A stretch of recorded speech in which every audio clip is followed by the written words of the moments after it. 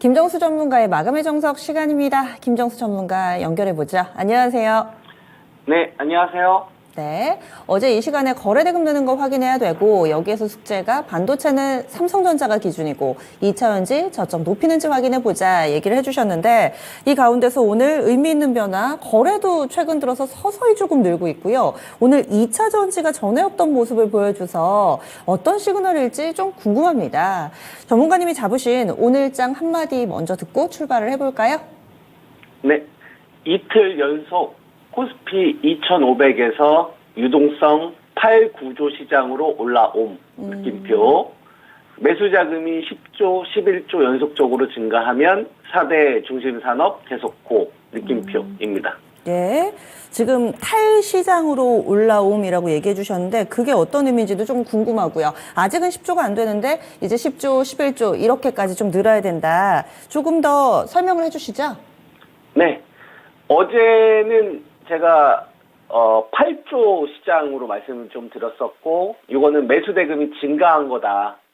그래서 좋은 신호다라는 말씀을 좀 드렸었잖아요. 그리고 그 전날은 거래 대금이 8.3조지만 이거는 주가가 하락하면서 8.3조기 때문에 이건 매도세가 강했다는 얘기죠.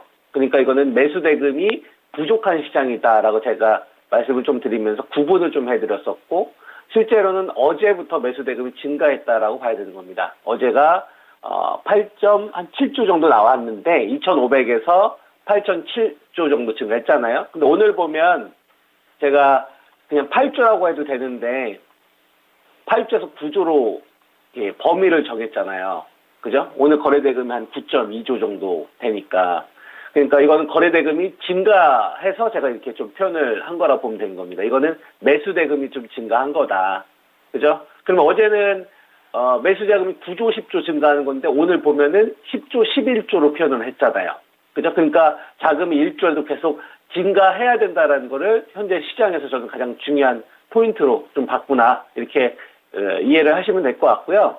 그 다음에 반도체 같은 경우는 이제는 누가 제일 중요하냐면 삼성전자가 제일 중요하다. 이런 말씀을 어제 이 시간을 통해서 말씀 좀 드렸습니다. 왜냐하면 하이닉스나 한미 반도체, 이수페타시스 같은 경우에는 엔비디아, 요 HBM 모멘텀 때문에 이미 시세가 먼저 났던 1차 집단이라고 한다면 이 판을 키우려면 이 삼성전자가 키워야 된다 해서 삼성전자가 이제 73,000원 넘어가면 이건 엔비디아 쪽에 대해서 이 신규 납품하는 이 물량이 우리가 9월 달에는 소량이었지만 이번에 테스트 받고 있는 물량은 대량이기 때문에 이거는 돈들이 미리 알고 베팅이 들어오는 신호로 우리가 좀 파악을 하고 거기에 맞춰서 대응을 하자라고 이제 어제 말씀을 좀 드렸던 거고 그래서 이제 소부장 기업도 제가 여러 개 이야기 해드렸었잖아요. 대표적으로 삼성전기 13만 8천원 요 꼬리 기준으로 제시를 해드렸었고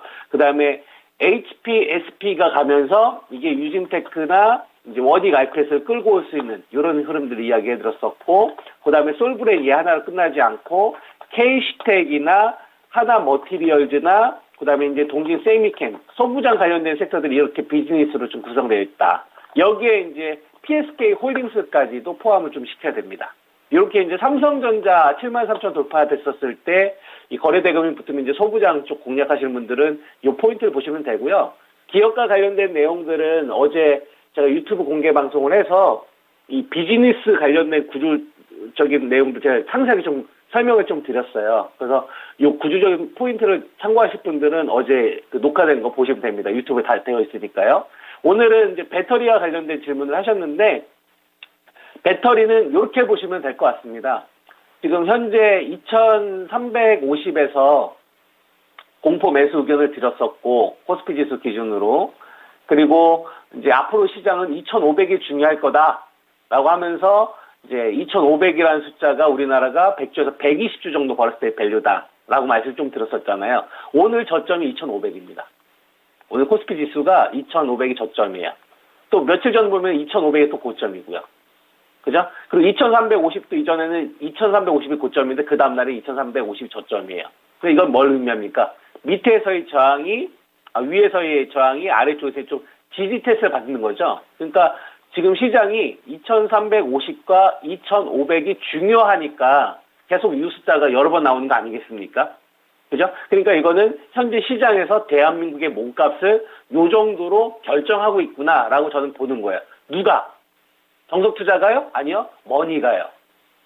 돈들이 이렇게 우리나라 대한민국의 적정 밸류, 니들 대한민국의 몸값은 2,500이야. 여기서 반도체 건들거나 배터리 건들면은 너희들은 2,350이야. 이렇게 시장에서 계속 신호를 주는 거고요. 그 다음에 돈이 붙으면은 다 같이 갈 거고, 돈이 안 붙으면 차별로 갈 거야.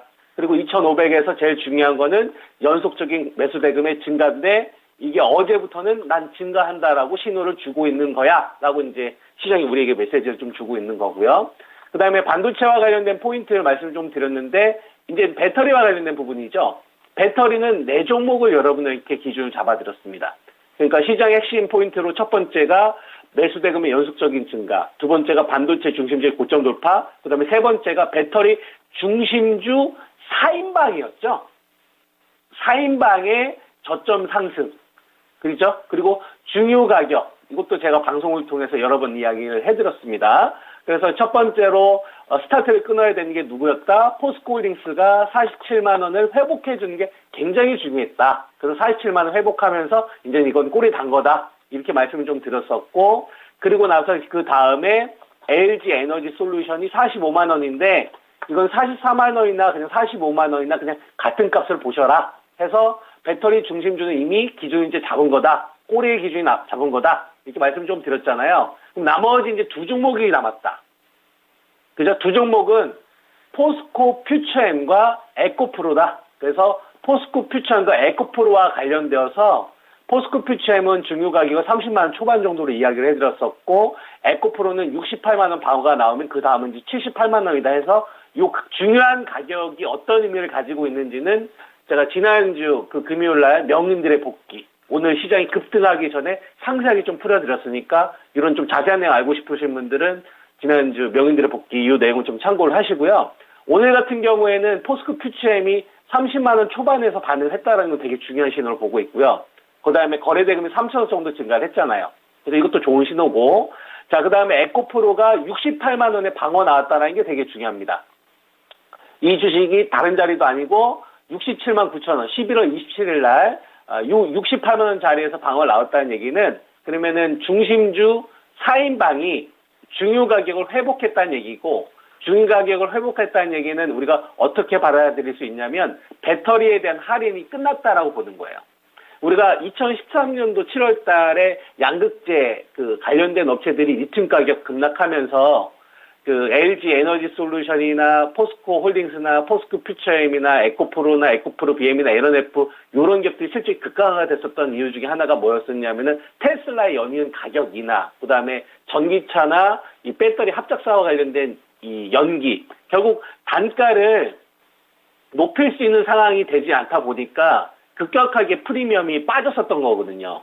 이 과잉 유동성이 이제 그 부작용들이 나타났었던 거죠. 그러니까 이제 여기서 생존하려면 어떻게 해야 됩니까? 원가를 낮춰야 되겠죠. 그러면 이제 전구체 관련된 요 우리나라 이 그 비중이 중계 90% 정도를 조달하기 때문에 요거에 대해서 어떻게 해결할 것이냐가 중요해요. 배터리 전체적으로. 왜냐하면 원가를 낮추게 되게 되면 마진 압박으로부터 어느 정도 방어할 수 있잖아요. 요거에 대해서 최근 들어서 이제 해결 기조가 나오고 있으니까 이런 신호들이 만들어지고 있는 게 아니냐. 전 이제 이렇게 해석을 하고 있는 거고. 그래서 이제 중요한 거는 뭐가 중요하냐면 포스코 퓨처엠이 이제 30만 원대에서 제가 5만 원 단위로 쓰면 된다고 했잖아요. 30만 원이면 이제 그다음 한 35만 원 정도. 여기서 이제 거래량 실리는 게 되게 중요합니다. 거래량이 실려야지 이게 확산된다고 보시면 되고요. 그다음에 에코프로 기준으로 보면은 제가 이거는 68만 원 다음으로는 78만 원 정도를 이야기를 했을 거예요. 여기 한 4만 원 정도의 오차범위를 둡니다. 78만 원에서 82만 원 선 정도. 그러니까 여기서 거래대금이 붙어야 돼요. 거래대금이 붙어야 나머지 관련된 섹터들이 다 이렇게 레벨업 될 수 있어요. 그러니까 주가 할인이 끝났으면은 위쪽으로 이제 뻥튀기를 해야 되잖아요. 뻥튀기를 하려면 돈이 들어와야 되는데 오늘 돈이 들어온 건 어떤 돈들이 들어오는 거냐면 신규 자금이 조금 들어온 거고, 예를 들면 이제 두산 로보틱스 있잖아요. 이게 단기 트레이딩 했던 자금도 오늘 15% 급등했다가 마이너스 한 1% 이렇게 조정이 나왔지 않습니까? 이런 주식들이 오늘 좀 꽤 있죠. 그러니까 단기 트레이딩 자금들이 살짝 좀 빠지면서, 그러니까 오늘 에코프로 머티리얼즈 쪽으로 자금이 쏠렸었는데 이 주식도 한 13% 급등 나왔다가 한 마이너스 한 4%선 정도 이게 조정이 나왔지 않습니까? 그 다음에 레인보우틱스 같은 경우도 오늘 한 4% 급등했다가 마이너스 한 10% 하락했잖아요. 즉 다른 쪽에 단기 트레이딩 자금들이 차익 실현 매물하면서 요 자금들이 어느 쪽으로 한 거냐면은 배터리 중심주 쪽으로 저가 매수가 들어온 거예요. 포스코와 그룹 관련되어서 또 에코프로과 관련되어서 낙폭과대 인식이 오늘 좀 반영이 된 거죠. 그래서 오늘 시장은 전체적으로 배터리 중심주의 네 종목의 저점 상승과 반도체 중심주의 고점 상승 시도가 계속 유지되고 있는 것 가운데 매수 대금이 좀 증가하는 이런 포지션이 나왔기 때문에 제가 제시해드렸던 4대 중심 산업 전략은 계속 유지하면 되겠다. 이렇게 말씀을 드리겠습니다. 예.